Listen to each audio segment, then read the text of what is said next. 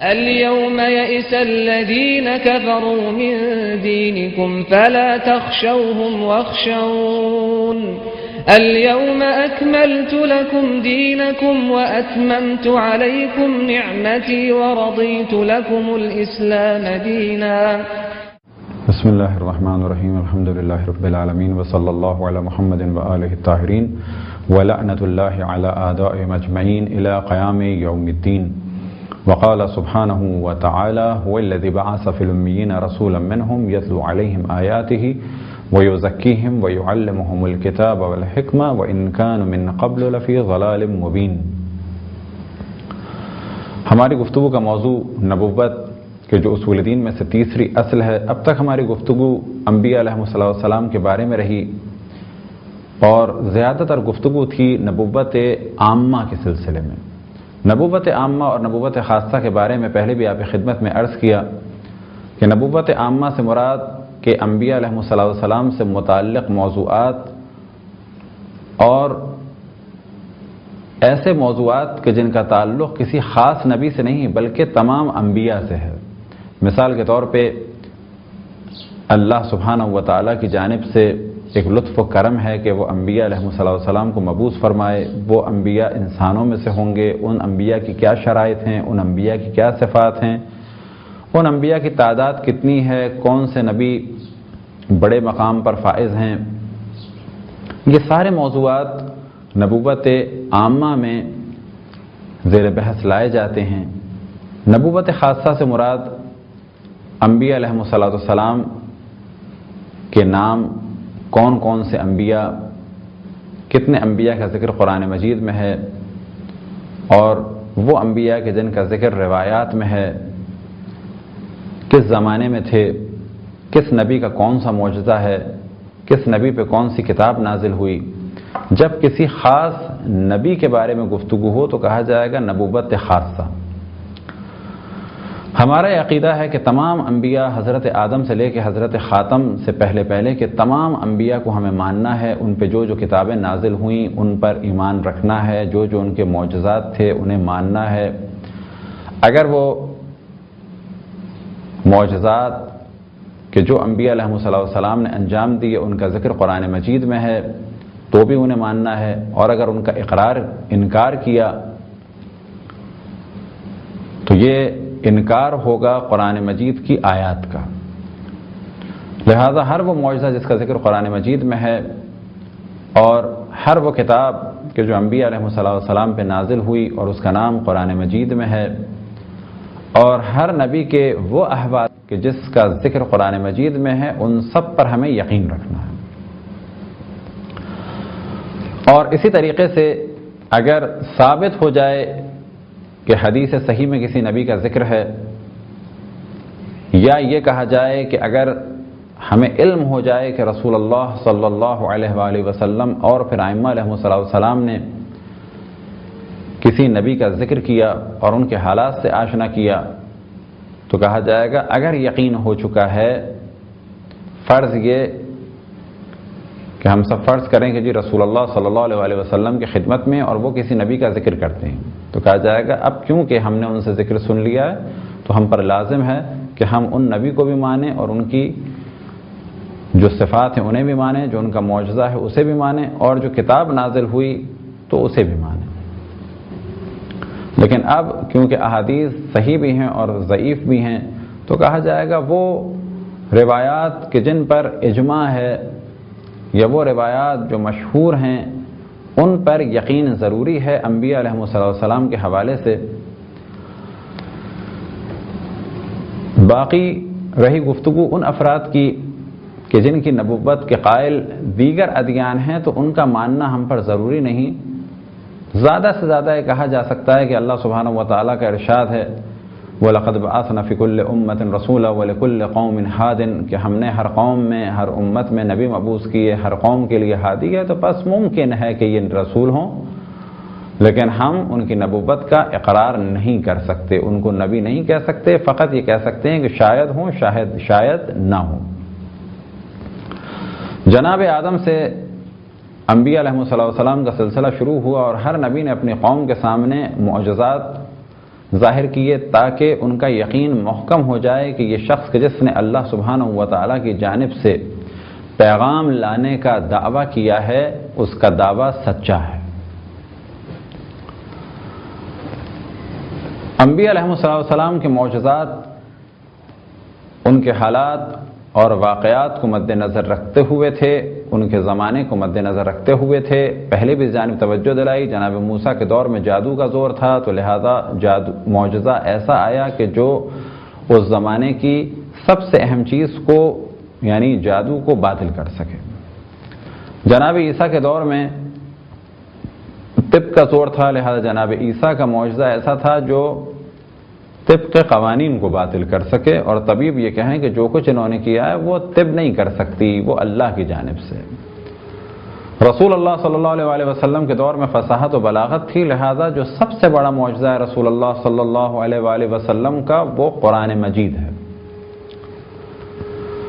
اور یہ وہ معجزہ ہے کہ جس کی آج تک کوئی مثال نہیں لا سکا۔ رسول اللہ صلی اللہ علیہ وسلم کے معجزات بہت سارے ہیں۔ بعض دفعہ لوگوں کے ذہن میں آتا ہے کہ فقط قرآن مجید ہے، ایسا نہیں ہے۔ قرآن مجید ایک ایسا معجزہ ہے کہ جو اب تک جاری ہے، اور اب تک وہ معجزہ ہے، اور اب تک وہ چیلنج کر رہا ہے، اور اب تک لوگوں کی ہدایت اس کے ذریعے سے ہو رہی ہے۔ لہذا اور کتب کو جو دیگر ادیان سے تعلق رکھنے والوں کی ہیں، چاہے وہ اس وقت کی تحریف شدہ تورات ہو یا انجیل ہو یا زبور ہو، یا بعض وہ صحیفے ہوں کہ جن کا دعویٰ کرتے ہیں عیسائی یا یہودی کہ وہ ہمارے پاس ہیں، اگر انہیں دیکھا جائے تو واضح احساس ہوتا ہے کہ یہ وہ کتابیں نہیں ہیں، اور اگر ان کے ساتھ ساتھ قرآن کو دیکھا جائے تو احساس ہوتا ہے کہ واقعاً یہ اللہ سبحانہ و تعالیٰ کا قول ہے۔ قرآن کے معجزات اور عظیم جلوے نگاہوں سے پوشیدہ نہیں۔ قرآن ایک ایسا معجزہ ہے کہ جس کے آج بھی جلوے لوگوں کو عاجز کر رہے ہیں، اور در حقیقت وہ خود ایک مجموعہ ہے معجزات کا۔ ایک جانب فصاحت و بلاغت ہے تو دوسری جانب وہ تعلیمات ہیں جو رہتی دنیا تک کے لیے بشر کے لیے کافی ہیں۔ ایک جانب آئندہ کی خبریں ہیں، تو سب سے اہم چیز معرفت خداوند تبارک و تعالیٰ کا بہترین خزانہ ہے۔ تو پہلا معجزہ رسول اللہ صلی اللہ علیہ وسلم کا، البتہ پہلے سے مراد کہ جو سب سے بڑا اور اہم معجزہ ہے وہ ہے قرآن مجید۔ معجزے کی تعریف جو ہم نے پہلے بھی بیان کی کہ دعوی نبوت کے بعد ظاہر کیا جائے اور ساتھ ساتھ ظاہر کیا جائے، پہلے دعویٰ ہو اور پھر اس کے اثبات کے لیے معجزہ ہو۔ اس معجزے میں شرط ہے کہ یا ساتھ ہو یا کچھ ہی دیر کے بعد ہو یا کچھ ہی دنوں کے بعد کا ہو سلسلہ۔ مثال کے طور پہ دن میں کوئی کہے کہ شق القمر آپ کریں تو کہا جائے گا بھی رات کا انتظار کرو، اور اگر کوئی اور چیز طلب کریں تو ممکن ہے کہا جائے گا کہ ابھی کچھ انتظار کرو، ظاہر کرتے ہیں۔ لیکن یہ کہ پہلے معجزہ ہو، پہلے اعلان نبوت ہو، پھر وہ کہے مجھ پہ ایمان لے آؤ، بعد میں معجزہ دکھاؤں گا، تو کہا جائے گا یہ نہیں ہو سکتا۔ پہلے اعلان نبوت، پھر معجزہ، پھر ایمان لایا جائے گا۔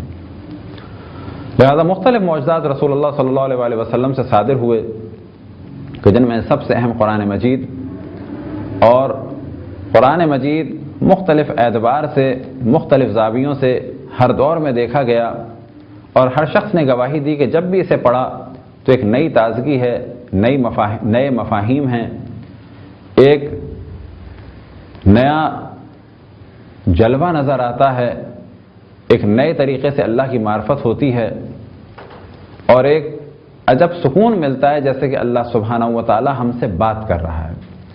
لہذا قرآن مجید کے معجزات میں سے ایک معجزہ یا قرآن مجید کے لطائف میں سے ایک بہت ہی لطیف نقطہ اور موضوع یہ کہ جب انسان اس کی تلاوت کرے تو ایسا محسوس ہوتا ہے جیسے اللہ سبحانہ و تعالیٰ اس سے بات کر رہا ہے۔ یہ کیفیت اور دیگر کتب میں نہیں۔ قرآن مجید کے موضوع پر انشاءاللہ بعد میں تفصیل سے بات ہوگی اور خداوند تبارک و تعالیٰ نے توفیق عطا فرمائی۔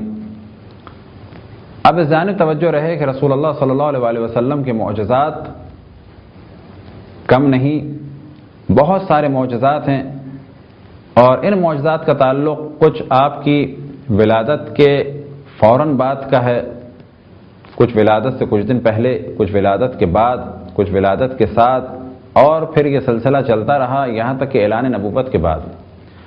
اب وہ معجزات کہ جو اعلان نبوت سے پہلے ہوئے، تو کیا وہ معجزات کی تعریف پر پورے اترتے ہیں؟ تو کہا جائے گا کہ معجزات کی تعریف میں سے ایک شرط یہ ہے، معجزات کی شرائط میں سے ایک شرط یہ ہے کہ پہلے دعوی نبوت ہو یا دعوی امامت ہو، اس کے اثبات کے لیے ہو۔ تو کہا جاتا ہے کہ اس قسم کے تمام واقعات کو مجازاً معجزہ کہا جا سکتا ہے، البتہ یہاں پر ان واقعات کو بھی معجزہ کہا جا سکتا ہے۔ کیوں؟ کہ یہ تمام واقعات رسول اللہ صلی اللہ علیہ وآلہ وسلم کی شخصیت کو اور ان کی عظمت کو پہچانوانے کے لیے تھے۔ گو کہ انہوں نے دعوی نبوت نہیں کیا تھا، لیکن ان کی نبوت کی راہ کو ہموار کرنے کے لیے تھے، تاکہ ایسا نہ ہو کہ اچانک لوگ کہیں کہ اس ہستی میں اتنے فضائل ہیں، ہمیں تو نہیں معلوم تھا۔ لہذا ایک جانب رسول اللہ صلی اللہ علیہ وآلہ وسلم و کفار عرب اور کفار قریش صادق اور امین کہتے تھے، تو دوسری جانب یہ چیز بھی واضح ہو جائے کہ وہ رسول اللہ صلی اللہ علیہ وآلہ وسلم کی بہت ساری کرامتوں کو دیکھ چکے تھے، لیکن جب آپ نے اعلان نبوت کیا تو کچھ ایمان لے آئے اور ایک بہت بڑی تعداد مخالف ہو گئی۔ وجہ کیا ہے؟ کہ دنیا کی رغبت اور دنیا کی محبت انسان کو حق پہ چلنے سے روکتی ہے، اور اللہ کی راہ پہ چلنے سے شیطان ان وسوسوں میں مبتلا کرتا ہے کہ انسان صراط مستقیم کو بعض دفعہ پہچان نہیں پاتا، اور بعض دفعہ ایسا بھی ہوتا ہے کہ پہچان لے تو صراط مستقیم پر چل نہیں پاتا۔ بعض دفعہ حق کو پہچاننے سے قاصر ہو جاتا ہے اپنے اعمال کی وجہ سے، اور بعض دفعہ حق کو پہچان کے انکار کر دیتا ہے فوائد دنیا کے لیے۔ تو یہی سب کچھ ہوا رسول اللہ صلی اللہ علیہ وآلہ وسلم کے پہچاننے میں، کہ لوگوں نے پہچان تو لیا لیکن انکار کیا۔ یہود و نصارہ کی ایک تعداد جو مکے میں آباد تھی، ان کے آباد ہونے کی وجوہات میں سے ایک وجہ یہ بیان کی جاتی ہے کہ مکے اور مدینے میں جو یہود و نصارہ آ کے آباد ہوئے تھے، وہ آباد ہی اسی لیے ہوئے تھے کہ انہیں معلوم تھا کہ یہاں سے ایک نبی مبعوث ہوگا، لہذا وہ یہ چاہتے تھے کہ جب وہ نبی مبعوث ہو تو ہم اس کے ساتھ ہوں، لیکن وہ سمجھتے تھے شاید وہ ہم میں سے ہوگا۔ لیکن جب انہیں احساس ہوا کہ وہ نبی تو مبعوث ہو گیا لیکن وہ ہم میں سے نہیں ہے، خصوصاً عیسائی اور یہودیوں کے لیے خاص موضوع ہے۔ عیسائی اور یہودیوں میں خاص اصطلاح ہے اسحاقی اور اسماعیلی۔ ہمارے عام طور پہ اسماعیلی کہا جاتا ہے پرنس کریم آغا خان کے ماننے والوں کو، لیکن جب یہودی اور عیسائی کہتے ہیں اسماعیلی تو اس سے مراد ہوتی ہے جناب اسماعیل کی نسل سے۔ جناب ابراہیم کے دو فرزند تھے، ایک جناب اسماعیل اور ایک جناب اسحاق۔ جناب اسحاق کے فرزند تھے یعقوب، اور ان کا لقب تھا اسرائیل، اور جو ان کی اولادیں تھیں وہ سب کہلائیں بنی اسرائیل۔ ان کے درمیان ایک خاص تعصب تھا، یہ مقدس سمجھتے تھے اور بلند درجے پر فائز مانتے تھے فقط ان افراد کو جو جناب اسحاق کی اولاد نسل میں سے ہوں۔ لہذا یہ سمجھتے تھے کہ بہت سارے انبیاء تو جناب اسحاق کی نسل سے آئے، تمام انبیاء بنی اسرائیل جناب اسحاق کی نسل سے تھے۔ اب وہ یہ سمجھتے تھے کہ شاید آخری نبی بھی ہماری ہی قوم یعنی بنی اسرائیل سے ہوگا۔ اب وہ انتظار تو کر رہے تھے آخری نبی کا، لیکن انہیں بہت زیادہ اس وقت صدمہ ہوا جب معلوم ہوا کہ آخری نبی کا تعلق جناب اسحاق کی نسل سے نہیں بلکہ جناب اسماعیل کی نسل سے ہے۔ وہ اسحاقی نہیں بلکہ اسماعیلی ہیں۔ اب یہ کیفیت ہوئی کہ پہچاننے کے بعد بھی انہوں نے انکار کیا اور مقابلہ کرتے رہے، یہاں تک کہ آج تک عیسائیوں اور یہودیوں کی ایک خاص شدت ہے اسلام کے خلاف۔ اور ان دونوں میں کہا جا سکتا ہے کہ یہودی زیادہ سازش کرتے ہیں، زیادہ شدت سے ہماری مخالفت کرتے ہیں بنسبت عیسائیوں کے، اور اس کا ذکر قرآن مجید میں بھی ہے۔ انشاءاللہ کبھی ان موضوعات کو بعد میں تفصیلاً جداگانہ عرض کیا جائے گا۔ تو رسول اللہ صلی اللہ علیہ وسلم نے مختلف معجزات دکھائے اعلان نبوت کے بعد، اور بعض ان کی کرامتیں تھیں، اور در حقیقت اس کا تعلق بھی اسی عنوان سے ہے کہ رسول اللہ صلی اللہ علیہ وسلم کو پہچانا جائے۔ لہذا یہ پہچان کا سلسلہ آپ کی ولادت کے ساتھ ساتھ بلکہ اس سے بھی پہلے ہوا۔ جناب آمنہ بنت وہب صلوات اللہ وسلام علیہ فرماتی ہیں کہ جب میں حاملہ ہوئی، رسول اللہ صلی اللہ علیہ وسلم میرے شکم میں تھے، تو کبھی مجھے درد کا احساس نہیں ہوا، اور جب مجھے گھبراہٹ ہوئی تو میں نے دیکھا کہ ایک پرندہ آیا کہ جو در حقیقت ایک فرشتہ تھا، اور اس نے آ کے پر میرے سینے پہ پھیرا تو مجھے سکون ہو گیا۔ اسی طرح سے وہ فرماتی ہیں کہ جب ولادت ہونے والی تھی تو میں نے کیا دیکھا کہ ایک دم سے ہر جانب ایک نور پھیل گیا، ایک پردہ پڑ گیا، اور ایسا نور پھیلا کہ میں دمشق کے یعنی شام کے محلوں کو دیکھ رہی تھی، اور حتیٰ جو اس میں چراغاں تھا اس تک کو دیکھ رہی تھی۔ یہ نور کیسا تھا؟ یہ نور ایسا تھا کہ فقط روشنی نہیں بلکہ اس میں مختلف جگہ دنیا کا منظر جناب آمنہ بنت وہب سلام اللہ علیہ کی نگاہوں کے سامنے تھا۔ وہ فرماتی ہیں کہ اسی دوران مجھے بشارت ہوئی اور عاطف غیبی نے ندا دی کہ اے آمنہ، دنیا کی بہترین مخلوق، بہترین فرد تم سے متولد ہوا۔ تو بعض جگہ یہ روایتیں ہیں، اور اس کے بعد وہ فرماتی ہیں کہ نور پھیل گیا، رسول اللہ صلی اللہ علیہ وسلم نے ذکر خداوند تبارک و تعالیٰ کیا، آسمان کی جانب دیکھا۔ اسی طرح سے ایک اور روایت جناب عبد المطلب علیہ السلام سے نقل ہوئے، فرماتے ہیں کہ میں خانہ کعبہ کے پاس سو رہا تھا، میں نے ایک دم سے کیا محسوس کیا کہ خانہ کعبہ اپنی جگہ سے اٹھا اور کچھ فاصلے پر آگے بڑھا۔ میں نے دیکھا کہ وہ مقام ابراہیم کی جانب پہنچا، اور وہاں پر اللہ سبحانہ و تعالیٰ کا شکر ادا کیا، اور اس کے بعد خانہ کعبہ سے ندا بلند ہوئی کہ اے محمد کے رب اور میرے رب، تو نے مجھے بتوں اور بت پرستوں کی نجاست سے پاک اور پاکیزہ کر دیا۔ تقریباً اس مفہوم کے جملات کہے، اور اسی دوران فرماتے ہیں کہ میں نے کیا دیکھا جناب ابو طالب کہ مکے کے پہاڑ اپنی جگہ سے اٹھے اور خانہ کعبہ کی جانب آئے۔ پھر میں نے ایک دم سے گھبرائے، کیا دیکھا کہ ایک بادل سا آیا اور ایک نور پھیلا، اور یہ بادل جناب آمنہ بنت وہب کے گھر کی جانب گیا۔ تو میں دوڑتا ہوا وہاں گیا، میں نے آمنہ بنت وہب سے کہا کہ کیا تم نے دیکھا؟ کیا میں خواب تو نہیں دیکھ رہا ہوں؟ کیا یہ حقیقت ہے یا خواب؟ تو جناب آمنہ بنت وہب نے کہا کہ ہاں، اور خبر دی کہ ابھی ابھی ولادت ہوئی ہے ایک فرزند کی۔ اور پھر انہوں نے ارشاد فرمایا کہ جب ولادت ہونے والی تھی تو میں نے دیکھا کہ بہت ہی بلند و قامت کچھ انسان آئے ہیں، اور نور ہے ان کے ہاتھ میں، پانی کے کچھ برتن ہیں۔ اسی طرح سے میں نے دیکھا کچھ خواتین ہیں جن کا قد کھجور کے درخت کی طرح سے بلند ہے، اور وہ جنت کی حوریں ہیں، کچھ باتیں کر رہی ہیں کہ جو انسانی باتوں کی شبیہ ہے۔ اسی دوران مجھے بشارت دی گئی رسول اللہ صلی اللہ علیہ وسلم کی ولادت کی۔ پھر وہ فرماتی ہیں، طویل روایت ہے جس کا خلاصہ آپ کے سامنے بیان ہو رہا ہے، پھر وہ فرماتی ہیں کہ کچھ بادل آئے، ایک دم سے میں نے دیکھا پرندے آئے، نور ہر جانب پھیل گیا، میری نگاہوں کے سامنے پردے پڑ گئے۔ میں نے کیا دیکھا کہ بچے کو لے جانے کی آواز آ رہی ہے۔ ایک عاطف غیبی نے ندا دی کہ محمد کو اب آسمانوں میں اور فرشتوں اور ملائکہ اور انبیاء کی جانب لے جاؤ، اور تمام مخلوقات اس وقت محمد صلی اللہ علیہ وسلم کی زیارت سے مشرف ہوں۔ وہ پرندے آئے اور اس بچے کو لے گئے۔ اس کے بعد دوبارہ ایک ایسا پردہ ہوا، اور پھر میں نے اسی قسم کے مناظر دیکھے۔ جناب عبد المطلب علیہ السلام فرماتے ہیں کہ ساری چیزیں میری نگاہوں کے سامنے تھیں۔ پھر میں نے جناب آمنہ سے کہا کہ بچہ دوبارہ گیا، دوبارہ آیا کہ وہ بچہ مجھے دو۔ تو آپ نے فرمایا کہ ابھی حکم یہ ہے کہ 3 دن تک جناب آدم کی نسل سے کوئی بھی نہیں دیکھ سکتا، زمین و آسمان کی مخلوقات رسول اللہ صلی اللہ علیہ وسلم کے دیدار میں مصروف ہیں۔ اسی طرح سے اور معجزات کہ جس سے رسول اللہ صلی اللہ علیہ وسلم کو پہچانا جا سکے، جناب حلیمہ سعدیہ کی زبان سے نقل ہوئے فرماتی ہیں کہ ہمارے علاقے میں قحط پڑا، بنی سعد میں، نام تھا ان کا حلیمہ، اور کیونکہ وہ بنی سعد سے تھیں تو وہ منسوب ہیں بنی سعد کی جانب، تو کہا جاتا ہے حلیمہ سعدیہ۔ وہ فرماتی ہیں قحط پڑا تو ہم لوگ اپنے گاؤں سے، اپنے علاقے سے نکل کے مکے آئے کہ شاید یہاں پر کچھ ہمیں مل جائے۔